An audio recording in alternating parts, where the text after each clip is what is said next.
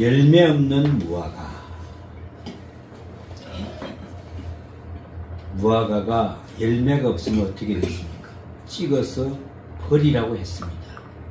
우리가 예수를 믿으면서 예수의 향기가 없으면 어떻게 되겠습니까? 바로 찍어서 버림을 받는 것입니다. 하나님께서는 우리를 오늘 이 시간 무화과 나무에 비유하고 있습니다. 어쩌면은 비슷하게 느껴질지도 모르겠습니다만 저주받는 무화과에 대한 이야기 마태복음 21장과 마가복음 11장에도 기록되어 있습니다. 그러나 엄연히 나타난 하나의 사건임에 비해 오늘 본문 내용은 나타난 이 사건이 아닌 비유로 말씀하고 있습니다. 이 무화과 나무는요, 우리나라에서도 무화과가 꽤 많이 납니다. 저쪽 전라도 지방에 전남 해안 가까이에서는 상당히 많은 양의 무화과가 생산되고 있습니다.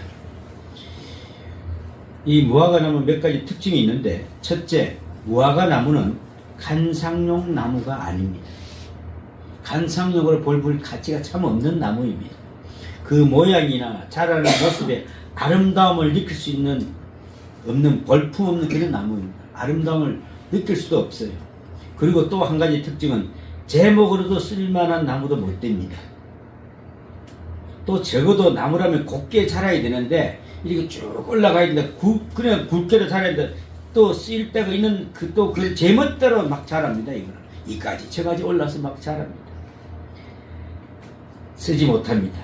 나무들 중에서도 비록 제목을 쓸만한 것은 못 되더라도 그래도 아름다운 꽃은 또 피잖아요. 그죠? 또 무화과 나무는 꽃도 피지도 않습니다. 이게 참, 자, 사람들께 즐겁게 해주는 것도 없는데 푸른 빛의 건강한 모습과 몸과 마음을 휴식을 주는 나무도 아니라는 것이죠. 이 무화과 나무 어떻게 하면 되겠습니까? 그런데 이 무화과 나무 자체는 볼품도 없고 아름다운 꽃도 없고 향기도 없습니다. 그렇다면은 이 무화과 나무의 존재 목적은 어디에 있습니까?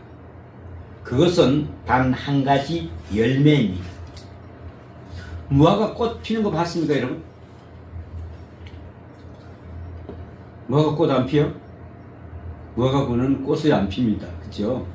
참, 또 꽃도 나무도 아닌 오직 열매만 존재하는데 그 때문인지 무화과는 많은 수고를 하지 않더라도 잘 자라고 열매도 많이 맺히는 것이어서 이스라엘 사람들은 길가에서도 심어두고 지나가다가 시장할 때는 하나 뚝 따먹습니다.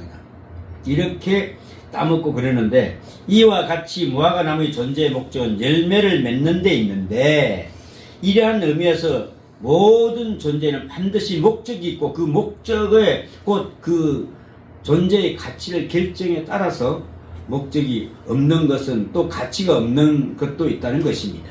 그러기에 귀한 목적이 있다면 투자할 만한 가치가 있는 것이며 희생도 수고도 할 만한 그런 것들이 또 있습니다. 그러나 최종 목적이 불분명하고 시원치 않다면 그것을 위해서는 수고하는 것처럼 어리석고 허무한 짓은 없을 것입니다. 또한 어떤 목적을 두고 열심히 수고해 왔는데도 그 결과가 목적과 같지 않다면은 그 정말 실망과 피곤함은 대단히 할 겁니다. 그죠? 이 때문에 정성들여 키운 자식이 잘못되면은 부모의 마음이 정말 아픕니다. 가을 추수를 위해서 봄부터 뜨거운 햇살을 가리지도 않고 열심히 일해왔구만 그 수확이 변변치 못하면 농부의 실망감과 그 피곤은 굉장히 무거울 것입니다. 올해는 배추가 더 비싸질 모양입니다. 기온이 너무 따뜻해가지고 배추들이 아직 김장 배추도 제대로 잘 자라지 않은 모양입니다. 자, 아무리 수고를 하더라도 결과가 없으면 그 열매가 없으면 얼마나 쓸쓸할까요? 얼마나 피곤할까요? 여기서 우리가 깨달아야 될 본문 말씀에 아주 중요한 진리가 있습니다. 그것은 무화과를 심은 목적이 열매를 맺는 데 있는데 나무에도 각각 목적이 있어서 어떤 나무는 관상수로 어떤 나무는 또한 제목으로 어떤 것은 꽃을 피워서 제목을 합니다만은 이 무화과 나무는 다른 것으로는 아무도 쓸모가 없지만 오직 길은 열매를 맺는 길밖에 없습니다. 그렇게 해서 이 나무는 살아있는 겁니다. 그러므로 언제 어디서나 기억해야 될 것은 모든 존재는 목적이 있다는 것입니다. 여러분은 어떤 목적으로 살아가고 있습니까? 다시 말하면 하나님의 창조는 목적 없는 존재가 없다라는 그런 말씀입니다. 이러한 하나님의 창조의 목적과 질서를 잘 모르고 사람의 생각대로 필요와 불필요를 구분하여 손질을 함으로 생태계 균형이 깨지게 되고 그로 인한 자연의 보복은 결국은 인간들에게 위기가 닥치게 된다는 것입니다. 하나님의 창조의 질서는 참으로 신비롭고 묘한 것입니다. 그렇게도 싫어하는 뱀이지만은 그 뱀은요 쥐를 잡아먹습니다. 그런데 사람들이 오래 살겠다고 뱀탕을 해먹었어요. 그러다 보니까 뱀이 씨가 한때는 말라버렸습니다. 그래서 뱀을 보호하자, 개구리 보호하자, 야 난리가 났습니다. 그물을 쳐놔놓고 뱀 올라가는 길을 다 막아서 그걸 다 잡아가 다 팔아먹었습니다. 참 사람들은 야무지죠, 그죠? 몸에 좋은 것은 그냥 어떻게 해서든 먹고 보자는 식이에요. 파리 한 마리까지도 다 필요한 것입니다. 그래서 하나님께서 생태학자들에게 물론 결론이 이 세상에 필요한 것은 필요 없는 것은 존재하는 것도 하나도 없다고 이야기합니다. 정말 여기에 보니 지금 현재 이 벌레들이 많이 이것도 다 필요해서 하나님이 만들어 놓으신 거예요. 좀 귀찮으니까 우리가 보기 싫은 걸 잡을 따름이에요. 하나님께서는 이 세상에 버린 게 하나도 없습니다. 근데 우리가 보면은 아까도 내가 약을 좀 갖다 확 뿌려버리자 이랬더니 그 나무가 죽는데요. 그래서 안 하기로 했는데 우리는 안 되면은 살충제 뿌려버립니다. 그래서 논이 망가집니다. 그러면 거기에서 다시 내년에 곡식을 다시 하려면 뭘 또 해야 되겠습니까? 화학연필을 확 또 뿌려야 됩니다. 이러다 보니까 생태계는 완전히 계속적으로 점점 망가지고 있다는 것을 알 수가 있습니다. 이는 결국 저를 죽이려다가 누가 죽어요? 내가 죽는 것입니다. 내가 죽어. 우리가 분명히 고백하고 인정할 것은 하나님이 내신 이 세계의 모든 것은 목적 있는 존재라는 것입니다. 더욱이 하나님의 형상으로 지음받은 인간으로서 태어나 나에게 목적이 없을 리가 없지 않습니까? 하나님이 형상으로 지어진 이 인물 어떻습니까? 우리는 여기서 하나님의 섭리의 목적이 있는 것입니다. 그리고 오늘 내가 살아야 하는 인간의 존재로서의 시간적 존재에도 목적이 있는 것입니다. 비록 늙어 할 일이 없는 인생으로서 느껴지지만은 이 시간까지 살았던 것은 아직도 해야 할 일이 있고 목적이 있기 때문에 이 땅에서 그대로 있는 것입니다. 우리는 이 점을 절대 잊지 말아야 됩니다. 그 누구도 또 필요 없는 자는 하나도 없습니다. 있을만한 존재가 아니라 꼭 필요하게 하기에 두셨습니다. 그리고 열매 맺기를 위하고 계십니다. 이 때문에 섭리적인 목적이 있다는 것입니다. 그래서 시간을 들이고 정성을 들이며 물자를 투자하는 등 하나님께서 크신 은혜와 사랑 여러 가지 인사를 주셔서 오늘도 열매를 맺기를 기다리며 사신다는 말씀입니다. 그러므로 오늘 본문을 통해서 깊이 생각할 것은 필연 있을 뿐 아니라 우연은 없다는 것입니다. 거기에는 열매가 있어야 하고 하나님께서는 그 열매를 기다리고 계십니다. 하나하나 사건 한 사람 그 누구에게도 하나님의 기다리고 계시는 열매 즉 목적이 있다는 것을 여러분 아셔야 됩니다. 그런데 오늘 본문 중에 이 무화과 나무에는 열매가 없습니다. 마가복음 11장 13절에 멀리서 잎사귀 있는 한 무화과나무를 보시고 혹 그 나무에 무엇이 있을까 하여 가까이 가셨더니 가서 본즉 잎사귀 외에는 아무것도 없더라. 이는 무화과의 때가 아님이라 그랬습니다. 무화과의 때가 아님이라는 말씀이 있습니다. 이 무화과는 그 열매 자체의 특징이 있습니다. 다른 모든 열매들은 잘 익어야 먹을 수가 있는데 그렇지 않으면 써서 뜰거나 이래서 못 먹지 않습니까? 그런데 이 무화과 얇은 익은 것도 아니더라도 그렇다 할 불편할 리 없이 그냥 먹을만 합니다. 그러니까 뭔가 하나 붙어 있어야 돼요. 그래서 이러한 특징을 가진 열매인데도 오늘 본문에 보면 무화과 나무는 꼭 있어야 할 열매가 없습니다. 오직 하나 열매만이 목적인데 그것이 없더라는 것이죠. 어떻게 해야 될까요? 하나님께서는. 그래서 오늘 본문은 3년을 기다리며 열매를 구하여도 얻지 못하였다고 하였습니다. 여기서 우리가 깨달아야 할 것은 3년을 기다렸다는 것은 인내했다는 것이요 참아주었다는 것입니다. 하나님께서는 참아주십니다. 탕자가 돌아올 때까지 악하고 교만한 심령이 회개하고 돌아올 때까지 참으십니다. 참으로 오랜 시간 기다리면서 참아주시는 하나님. 더욱 중요한 것은 그 기다림에 막연히 기다리는 정적이 기다림이 아니라 동적인 기다림이라는 것입니다.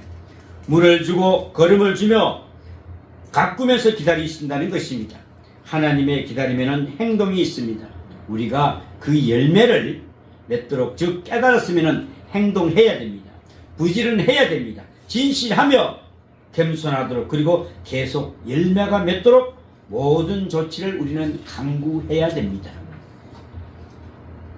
이 때문에 때로는 주시기도 하고 뺏기도 하며 건강하게 하기도 하고 병들게도 하며 높이시기도 하고 낮추시기도 하며 칭찬받기도 하고 능력을 당하기도 하십니다. 이는 하나님께서 우리가 뭐하도록요? 열매를 맺도록 여러 모양으로 역사하고 계신다는 것입니다. 여러분에게는 하나님의 열매가 맺어 있습니까? 다시 한번 생각해 보십시오. 그러나 또 한 가지 알아야 할 것은 3년을 기다렸다는 말은 기다림에 한계가 있다는 말입니다. 기다렸다 내가 어떡할 건데 그런데 아무 열매가 없다는 그 상황을 볼 때 어떡하겠습니까? 하나님의 인내에도 한계가 있습니다. 무턱대고 무진장 기다리시는 하나님이 아니십니다. 마냥 그렇게 기다릴 수만은 없습니다. 사랑하시지만 그러나 사랑의 한계가 있습니다. 우리는 자주 하나님의 사랑은 무한하다고 말합니다만은 하지만 그것은 잘못된 이야기입니다. 진정 그런 사람이라면 심판도 없어져야 되는 거 아니겠습니까? 그죠? 그런 사람이 심판이 안 해야 되겠죠? 그런데 분명 하나님은 사랑의 한계가 있고 하나님 인내는 한계가 있습니다. 우리는 이 점을 잊지 말아야 합니다. 하나님의 사랑은 회개하고 돌아오는 자에게는 무한한 사랑이지만은 재짓기를 하고 계속하는 자에게는 무한한 것은 아닙니다, 여러분. 이걸 우리가 아셔야 됩니다. 물론 하나님께서는 죄인에 대해서는 참으십니다. 그러나 죄의 경우에는 따라 참기도 하시지만 하고 심판도 하신다는 것을 우리는 알아야 됩니다. 그러므로 우리는 죄에 대한 하나님의 성향이 어떠한가를 성서는 조명을 통해 우리는 발견하고 있습니다. 이를 위해 성경을 주의 깊게 보면은 사람들이 하나님을 저버리고 우상을 섬길 때도 참아주셨고 죄를 짓거나 탕자가 집을 나갈 때에도 참아주셨습니다. 그런데 하나님께서도 참지 않으시고 급하게 심판하실 때가 있었습니다. 그럴 때가 바로 언제냐면은 하나님의 참으시는 인내를 만연히 여길 때입니다. 말하자면은 하나님께서 봐주실 것이라며 짐짓 고의적으로 잘못된 길을 갈 때는 용서하지 않으십니다. 하나님께서 이 정도는 참아주시겠지 이 정도는 하나님 봐주시겠지 이렇게 해서 죄를 짓는다는 것이죠. 그리고 죄를 죄 아니라고 정당화시키려고 할 때는 하나님은 참지 않으십니다. 죄를 죄 아니라는 것은 하나님의 공의가 무너지는 것이기에 용서하지 않으십니다. 또 하나 더욱 중요한 것은 하나님을 우상화할 때 용서하지 않으십니다. 이는 하나님의 거룩함과 살아계심을 침해하는 것이기 때문에 그렇습니다. 어떻게 해서 여러분은 하나님의 우상을 될까? 출애굽기 32장에 보면은 송아지 사건을 잘 알고 여러분이 있습니다. 거기를 보면은 광야에서 이스라엘 사람들이 송아지를 만들어 섬길 때에 차라리 우리가 하나님을 떠나 우상을 섬기자 했으면 참 좋았을 것인데 그것이 아니고 뭐라고 했습니까? 송아지를 만들어 놓고 저들이 하는 말을 보세요. 즉 말인즉 이는 너희를 애굽에서 인도해낸 너희 신이로다 이렇게 이야기합니다. 누가 하나님께서 누가 어떤 신이 끄집어냈습니까? 이럴 때 망령된 겁니다. 하나님이 이거 절대 용서하지 않으십니다. 여러분 혹시 이런 망령된 일을 짓지 않는지.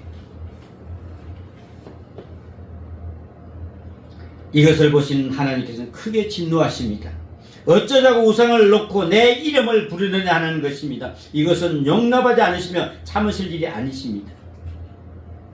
모세보고 뭐라 그럽니까? 내가 저들을 다 쓸어버리리라 그럽니다.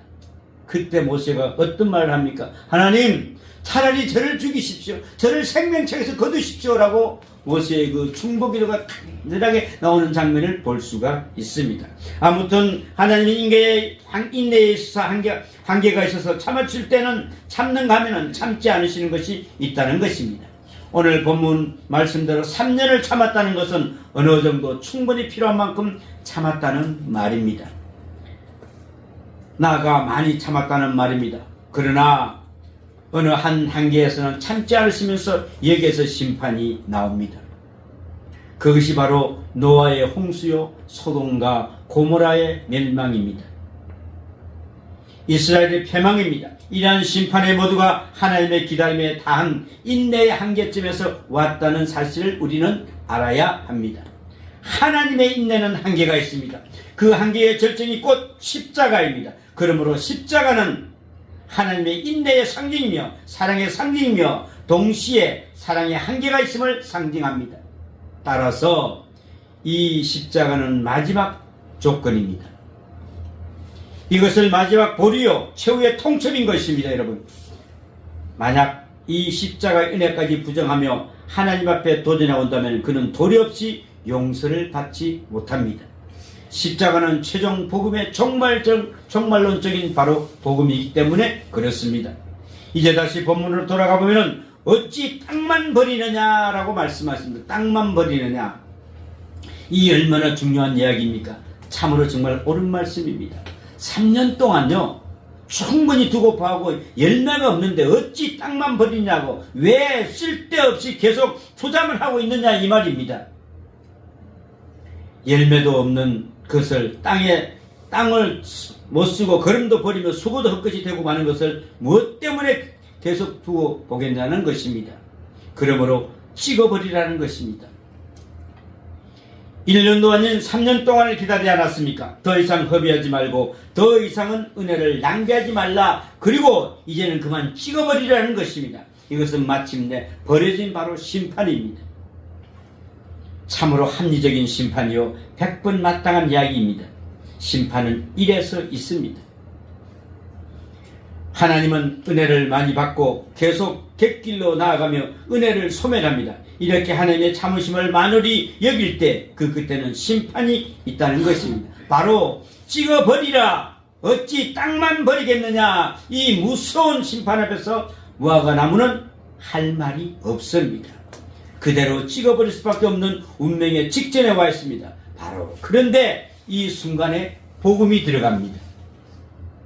여러분, 이제 종말이 왔습니다. 우리는 죽을 뿐이 없습니다. 예수 십자가를 붙들자면 우리는 죽습니다. 그런데 여기에 우리가 복음이 들어온다 이 말입니다. 본문에 보면 이때 가수원지기가 나타나서 대신 말을 해줍니다. 주인이여, 금년에도 그대로 두소서 하며 간절한 말리어 부탁을 합니다. 여기에서 다시 기억할 것은 이것은 비유의 말씀이라는 점입니다. 그러므로 무화과나무는 이스라엘을 가리키는 것이며 가원지기는 바로 그리스도를 말하는 것입니다. 아무튼 이처럼 기대했던 무화과나무에 열매가 없으므로 이제는 찍어버릴 수밖에 없는 운명에 이르렀는데, 그러나 주인은 가원지기 나무를 나무라지 않습니다. 가수원지기를 나무라지 않습니다. 우리가 생각하기에는 이러이런 저런 것들을 둘쳐 가수원지기를 나무랄 수도 있겠으나 그렇지 않습니다. 그런 것을 보면 그가 할 만큼 일하며 땀 흘리며 정성을 기울여 원하는 일을 보아왔다는 것을 알 수가 있습니다. 그러기에 가수원지기에게 대해서는 일체 비판의 말이 없습니다. 다만 이 나무가 소망이 없으니 찍으라고만 한 것입니다. 그런데 전혀 잘못이 없는 관지기가 나타나서 그 책임을 내가 지겠다고 합니다. 주인이시여, 내가 지겠습니다. 이는 대단한 중요한 말씀입니다. 주인이여 금년에도 그대로 두셨소. 내가 다시 한 번 더 수고하겠나이다. 이것이 바로 복음입니다. 내가 복음을 위해서 이들을 해결시키겠습니다. 라는 이런 말씀입니다. 이때에 가원지기가 나타나지 않았더라면 그냥 찢기고 마는 것 아니겠습니까? 이것이 바로 중보적 역할입니다. 중보적 기도입니다. 하나님의 심판과 인간의 멸망 사이에서 대신 기도하는 것입니다. 이것이 중보적 기도에 힘입어 이 무화과나무는 생명을 보존하게 됩니다. 주인의 생각으로는 소망이 없는 나무로 판단한 것에 비해 가원지기는 그것이 아닙니다. 신앙적으로 소망을 바라보면서 나옵니다. 그러기에 주인이여 1년만 더 두고 봅시다. 1년만 더 이 나무를 두고 보자고요. 가원지기 보기에는 가망성이 있는 것 같은 것입니다. 다시 말하면은 이 열매 없는 사건을 생리적으로 보지 않고 백리적으로 보았습니다. 백리적으로 보았다는 것은 이 백만 치료하면 된다는 것입니다. 여러분, 우리가 인간관계에 있어서 가까이 있는 부분 관계에 있어서도 상대의 어떤 잘못을 문제로 생리학적으로 보아서는 안 된다는 것입니다. 그래서 그렇게 되면은 새로운 기능성을 위한 치료는 불가능하게 됩니다. 예를 들어 어떤 사람이 실수로 보고 아예 본래 그 사람, 즉 원래부터는 병신으로 취급을 해버린다면 그야말로 끝난 이야기가 되고 마는 것입니다. 더는 기대할 것이 없어지고 맙니다. 그러므로 함부로 그렇게 말하는 것이 아니라 이를 병리적으로 이 사람이 병이 들었구나 하고 봐야 된다는 것입니다. 오늘 가수원지기는 무화과나무의 열매 없음을 병리적으로 보고 있는 것입니다. 오늘 본문 말씀에 뒤에 이어지는 부분을 보면 참으로 눈물 고인 이야기가 나옵니다. 18년간 귀신 들려 미치고 꼬부라져 조금 더 펼 수 없는 여자, 이 여자를 보신 예수님께서는 뭐라고 합니까? 이 여자가 아브라함의 딸이다라고 말씀합니다. 이것이 가원지기의 마음입니다. 귀신 들려서 그렇지만 귀신만 빠져나가면은 누구나 못지않고 건강하고 아름다운 여자인 것입니다. 어저씨 아브라함의 딸입니다. 어쩌다가 귀신의 노예가 되어 불쌍한 사람이 될 건 뿐입니다. 이러한 눈으로 볼 때 세상을 보게 된다면은 세상에 나쁜 사람은 하나도 없습니다. 여러분, 어떤 사람이 길거리에서 이상한 짓 행동하면은 우리는 그 사람을 생리적으로 보는 것이 아니라 백리적 행상을 보라는 것입니다. 저 사람이 병들었구나. 이렇게 치료할 수 있는 기회를 주라는 것입니다. 다시 말하면 이 가원지기는 이 무화과나무를 본래적으로 나쁘다고 생각하지 않았습니다. 무엇인가 잘못되어서 그렇지만 조금만 치료하고 다른 방향으로 전환한다면 충분히 열매를 맺을 수 있는 것이라고 생각했던 것입니다. 소망적으로 보았습니다. 그리고 더욱 중요한 것은 열매가 없는 이유에 대해서는 그 책임을 가원지기에게 함께 지겠다고 하는 것입니다. 여러분, 내 잘못을, 내 아이 잘못을 내가 책임을 지겠습니다 하는 그런 부모가 되라는 것입니다. 제가 잘못했습니다. 제가 잘못했습니다 라고 고백하는 것입니다. 하지만 가원지기는 아닙니다. 내게도 잘못이 있을 것입니다 하는 의도로 나온 것이죠. 제가 이 잘못돼서 제가 걸음을 줬는데 잘못 준 것 같습니다. 제가 뭔가를 잘못했는데 제가 북을 돋우지 않는 것 같습니다 라고 고백한다는 것이죠. 오늘 본문 말씀의 가원지기는 내가 잘못한 것 같다는 것입니다. 1년만 더 참아주십시오. 내가 두루 파고 걸음을 주면서 한 번 더 노력해 보겠습니다 라고 나옵니다. 뿐만 아니라 나아가서는 내가 책임을 지겠습니다 라고 고백합니다. 그는 나무에 대해서 아무 말도 하지 않습니다. 나무가 나쁘다니 두고 봐야 된다니 말도 하지 않습니다. 다만 1년 더 수고하겠다는 것입니다. 그것은 구체적으로 말하면 나무에게 1년의 기회를 준 것이 아니라 가원지기에게 1년의 수고하는 기회를 준 것입니다. 여기에 중요한 의미가 있습니다. 가원지기가 받은 은혜 때문에 나무는 뒤따라서 1년을 더 살게 된 것입니다. 이 가원지기가 대신 책임을 지게 됨으로써 무화과나무는 살게 된 것입니다. 이 가원지기 이야기는 내가 두루 파고 내가 걸음을 주며 내가 수고하겠다는 말입니다. 이 나무 한번 두고 보십시오 하는 그런 말이 아닙니다. 어디까지나 내가 수고해 보겠다는 것입니다. 언제든지 열매 맺게 하려면 내 편에서 달라져야 되는 것입니다. 상대방을 고치려 갈 것이 아닙니다. 저 사람 변하게 해달라는 기도를 드리기 전에 내가 변화되어야 됩니다. 여러분, 저 사람 달라지게 해주십시오. 저 사람 바꿔주십시오 하는 게 내가 바꿔지고 내가 달라지면 됩니다. 나는 부동자세로 서 있으면서 저쪽만 변하게 해주십시오. 주여 주여 하는데 그것 가지고는 안 됩니다. 자식을 바르게 키우고 싶으시죠? 그러면은 어머니 아버지가 달라져야 됩니다. 그리고 기다리십시오. 남편이 달라지기를 바랐습니까? 아내인 내가 달라지세요. 아내가 달라지기를 변했습니까? 남편인 내가 변해야 됩니다. 그리고 기다리면서 저쪽에서 변화가 올 것입니다. 이것이 바로 복음입니다. 그래서 내가 수고하며 이 책임을 내가 지겠다는 것입니다. 그 다음 결과를 본문에 나타나 있지 않습니다만은, 그러나 이것 자체가 참 사랑이요 사랑의 열매라고 생각합니다. 죄에 대해서는 심판에 대해서 대신 책임을 지는 중요한 중보적인 희생이 여기에 있습니다. 이 마지막에 제한된 기회인 1년, 이것은 더는 어쩔 수 없는 종말적 기회입니다. 이제 1년만 더 기다리셔서 그때에 가서도 열매가 없으면 찍어버리셔서 참으로 긴장할 수밖에 없는 마지막 기회가 아니겠습니까? 제가 믿기로는 무화과나무는 반드시 열매를 맺을 것이라고 생각합니다.